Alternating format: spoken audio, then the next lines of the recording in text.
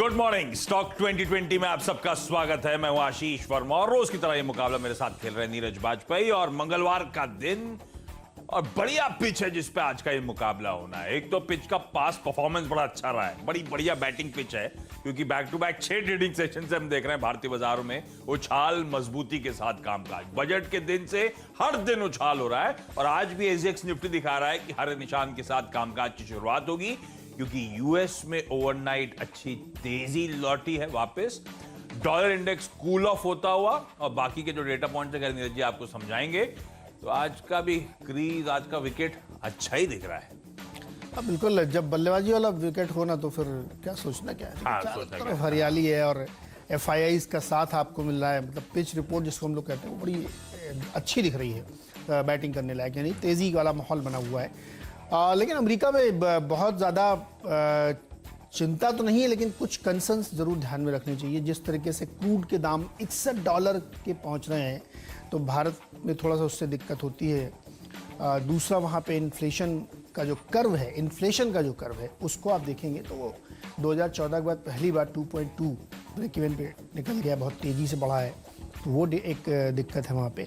दूसरा, bond yield में तो लगातार बहुत देखने को मिल रही है। तो ये फैक्टर्स ऐसे हैं जिनको आपको नज़रअंदाज नहीं करना चाहिए, ध्यान में रखना चाहिए। लेकिन चलती का नाम गाड़ी, जब मार्केट चल रहा है तो चल रहा है, जब इनके कंसर्न सामने आएंगे तो फिर यहाँ पे देखा जाएगा। लेकिन आज का माहौल तेजी का, इसलिए 10 की 10 बल्लेबाज वाली टीम है, लेकिन कॉशन जरूर रखिएगा। बिल्कुल 10 के 10 बल्लेबाज मेरी टीम में भी हैं।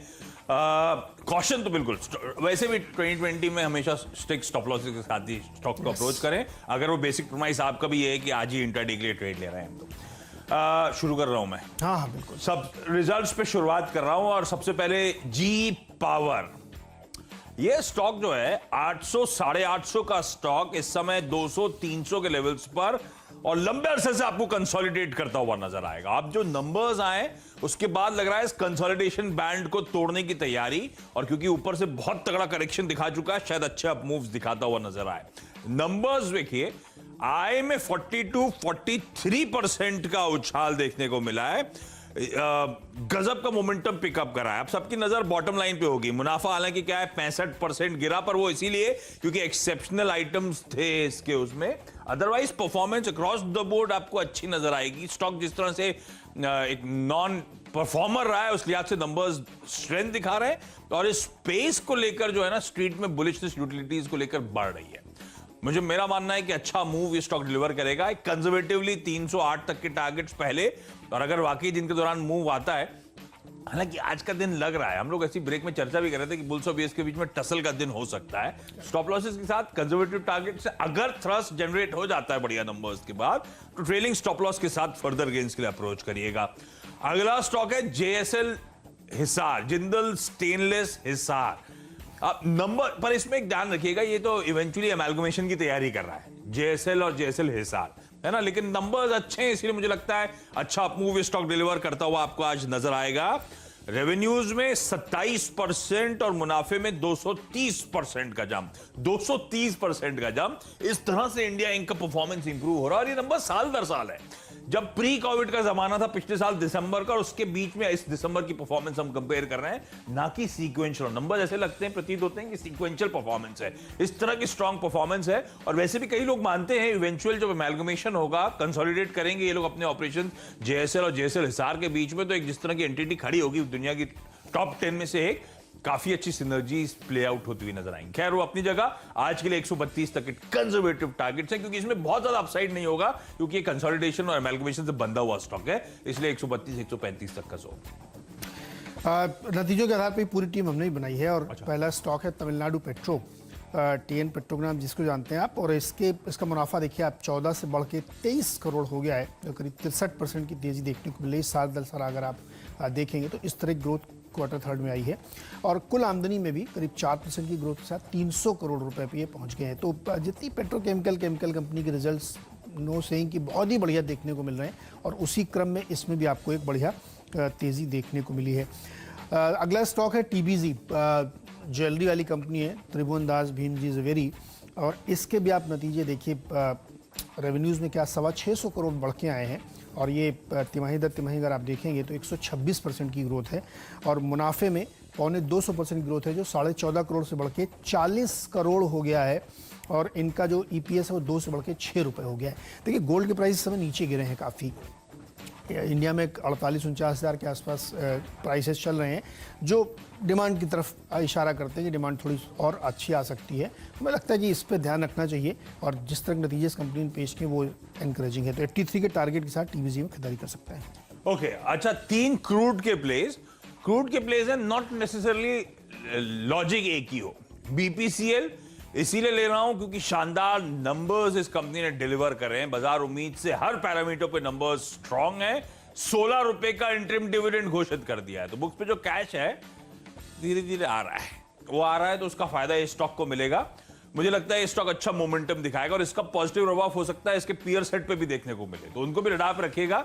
HPCL मिसाल के तौर पे, जहां पे ऐसी नीरज जी बता रहे थे वैल्यूएशन का बहुत ज्यादा कंफर्ट मिल जाता है, लेकिन आज खबरों के दम पर मैं BPCL के साथ जा रहा हूं। हाँ, स्ट्रैटेजिक डिसइन्वेस्टमेंट सबसे बड़ा ट्रिगर है। बड़ा मुश्किल है वैसे BPCL के स्ट्रैटेजिक डिसइन्वेस्टमेंट को कर पाना। अगर सरकार ने कर डाला 2021 में 22 के बीच में, तो गजब हो जाएगा इस कंपनी के लिए। लेकिन ठीक है, वो अपनी जगह। आज नंबर्स और उस इंटरिम डिविडेंड 16 रुपए के, उस पर रिएक्शन, ये तो रिजल्ट रिलेटेड था। लेकिन आज सुबह की कमेंट्री मॉर्निंग कॉल में आपने सुना $60 के ऊपर अब ब्रेंट कंसोलिडेट कर रहा है, और अभी भी कोई थकावट के संकेत नहीं। अब तो कहा जा रहा है एक बड़ा बेंचमार्क पार करा है, साइकोलॉजिकली इंपॉर्टेंट $60 का लेवल, और अब यहां से और तेजी तूल पकड़ती हुई नजर आएगी। ऐसे में 2 स्टॉक्स हैं, एक तो Hindustan oil exploration company HOEC, जो क्रूड और गैस, और लार्जली गैस असम में और तमाम ब्लॉक्स में उसके लिए जानी जाती है। बढ़िया कंपनी है, सॉलिड परफॉर्मेंस रहा है। और कच्चे तेल से क्यों? कच्चे तेल से सीधे सीधे पहले तो धंधे पे इंपैक्ट इवेंचुअली पड़ता है, लेकिन एक सेंटिमेंटल किकर जो मिलता है ना, वो ज्यादा इंपॉर्टेंट। हम ट्रेडिंग की बात कर रहे हैं, इसलिए 90 तक के टारगेट से अप्रोच करिएगा। ऑफ हाई ट्रेड कर रही है, बढ़िया कंपनी है, और बहुत स्ट्रॉन्ग मैनेजमेंट बैंडविड्थ है इस कंपनी के पास। दूसरी कंपनी है अल्फा जियो।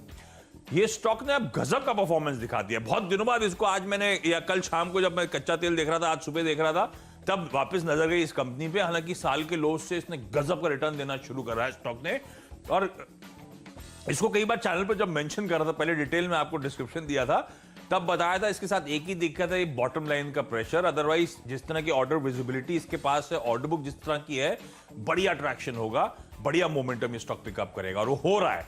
अल्फा जियो को रडार पर रखिएगा। ये वो 3G सेस्मिक सर्वेज, कच्चे तेल का एक्सप्लोरेशन तो बात की बात है, सबसे पहली चीज होती है उस जगह के सेस्मिक सर्वे करना। और सरकार खुद ही, जब ये आजकल NELP राउंड्स वगैरह करती है, तो पहले तो खुद ही सेस्मिक सर्वे करके सर्वे रिपोर्ट पोस्ट करती है, उसके बाद टेंडरिंग की शुरुआत होती है। और ये कंपनी जब इनको ऑर्डर्स मिलते हैं तो खुद भी सेस्मिक सर्वे कराती हैं अपने ब्लॉक्स पे, और एक ऑन गोइंग प्रोसेस है। अल्फा जियो गजब की कंपनी है उस मामले में।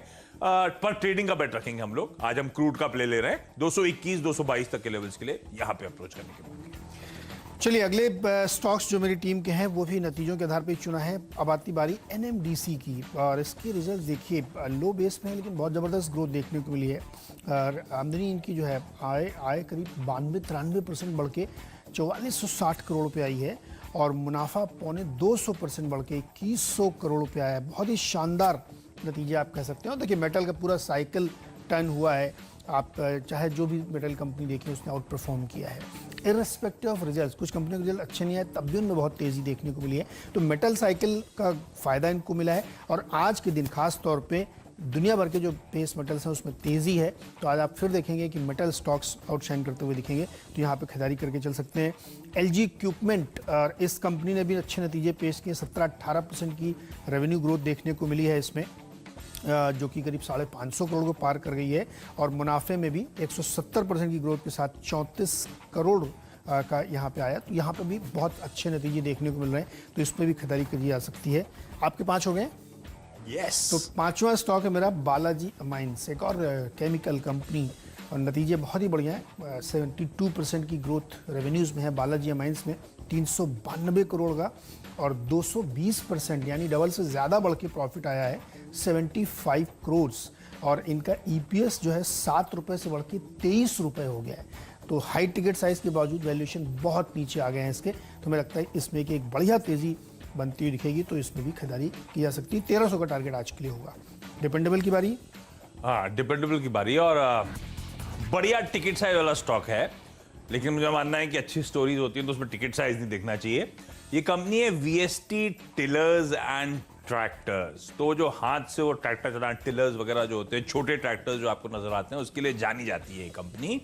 और इसका मेन प्ले तो खैर वो स्टेट गवर्नमेंट्स की सब्सिडीज, उसको इनकैश करना, उसके थ्रू अपने आप को मार्केट करना, वो सबसे मेन प्ले है। लेकिन ये कंपनी ने कुछ समय पहले मोनाच ट्रैक्टर्स नाम की यूएस की कंपनी के साथ करार करा। दोनों ने मिलकर साइमल्टेनियसली प्रोडक्ट डेवलपमेंट करे और अब वो कोलैबोरेशन 1 साल चला। टेक्निकल कोलैबोरेशन था वीएसटी टिलर्स और उस मोनाक ट्रैक्टर्स के बीच में। और मोनाक ट्रैक्टर्स ने अब दुनिया का पहला first fully electric driver optional, मतलब driverless tractors, fully electric tractors दुनिया के पहले उन्होंने लॉन्च कर दिए, इनके साथ को डेवलप करें। तो और जब मैं खबर आई तो ऐसी मैं मोनाक ट्रैक्टर की साइट पे गया, मजा आ गया उसके ट्रैक्टर्स देख के। अभी आपके पास आऊंगा तो कैमरे के बाहर चला जाऊंगा दिखाने के लिए, बाद में आपको ब्रेक में दिखाता हूं। लेकिन तो जो हम प्ले मान के चल रहे थे, अब ये वो रूरल इंडिया सब्सिडी प्लेस से अब ये कंपनी स्मार्टली मूव कर रही है, जिसको बाजार ने काफी तक अननोटिस करा हुआ है। तो इलेक्ट्रिक ट्रैक्टर्स, इलेक्ट्रिक व्हीकल का जमाना है और इसने बहुत स्विफ्टली मूव करा उस स्पेस में। मुझे लगता है स्टॉक को अडाप्ट रखिएगा। एक्यूमुलेशन वाला स्टॉक है, ऐसा नहीं कि आज ही फट जाएगा, आज ही चलेगा। स्लो मूवर रहता है आमतौर पे, लेकिन बढ़िया कंपनी है। 2000 प्लस तक के लेवल्स, 2040 2050 तक के जोन्स तक, लेकिन एक्यूमुलेट करने के मौके मिले तो इस तरह की कंपनीज को एक्यूमुलेट किया जा सकता है। बिल्कुल सही। और जो मेरा डिपेंडेबल स्टॉक है वो भी हमने रिजल्ट के आधार पर चुना है और उसका नाम है ग्लोबस स्पिरिट, लेकर कंपनी है। नतीजों के आधार पे इसको चुना है। इसके जो नतीजे मुझे साल दर साल के हिसाब से अगर आप देखें तो 21% रेवेन्यू ग्रोथ आई है और मुनाफा 200% आया, यानी 12 करोड़ से बढ़ के 38 करोड़ हो गया है। तो पूरा जो लॉकडाउन के ब्लूज तो छोड़िए, पिछले साल से भी ज़्यादा इन्होंने करके दिखाया। तो मुझे लगता है इस पर तेज़ी बनेगी और आगे जाते हुए ये चीज़ें और बढ़ती हुई दिखेंगी। आज मंगलवार का दिन है, ठीक है, लेकिन ग्लोबल स्पिरिट के रिजल्ट अच्छे आए। चलिए एक काम कर रहे हैं, क्विकली छोटा सा ब्रेक ले लेते हैं। ब्रेक के उस पार हम दोनों के 6 स्टॉक्स पूरे हो चुके हैं। ब्रेक के उस पार अब बात करेंगे आज के फ्री हिट और आज के पिंच स्टॉक्स।